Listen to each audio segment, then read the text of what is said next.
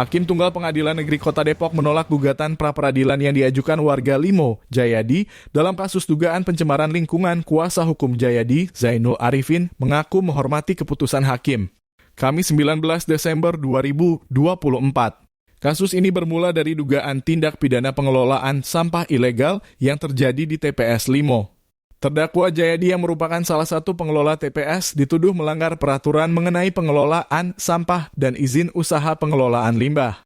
Pengacara Zainul Arifin mengajukan pra-peradilan dengan argumen bahwa penetapan status tersangka terhadap kliennya tidak sah serta ada penyalahgunaan wewenang dalam proses penyelidikan. Namun setelah mendengarkan keterangan dari kedua belah pihak dan memeriksa bukti yang ada, hakim memutuskan bahwa proses penyidikan terhadap tersangka Jayadi telah dilakukan sesuai dengan prosedur hukum yang berlaku.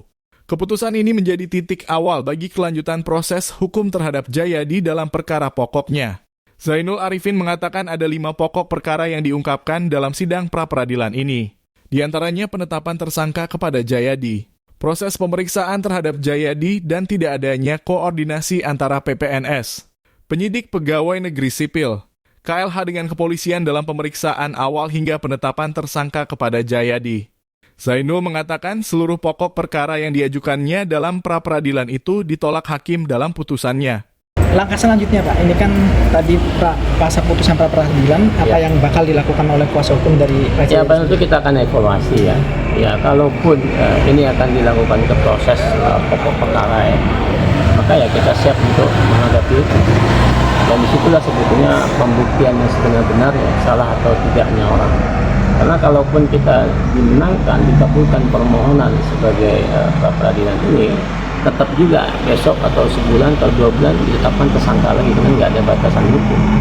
Maka paling tidak pembuktian pokok perkaranya kita harap Pak Jayadi segera dilimpahkan ke pengadilan, karena sudah mau hampir diperpanjang 3 kali. Dan ingat bahwa 120 hari harus selesai penahanan orang karena berkenaan dengan hak asasi manusia itu. Penegasan aja Pak, berarti status Pak Jayadi sekarang udah terdakwa Pak? Belum, masih tersangka dan baru diperiksa 1 kali saja pada tanggal 1 November itu. Sampai hari ini belum ada pemeriksaan lagi sebagai tersangka yang sudah ditahan sejak 1 November sampai dengan sekarang di Salemba.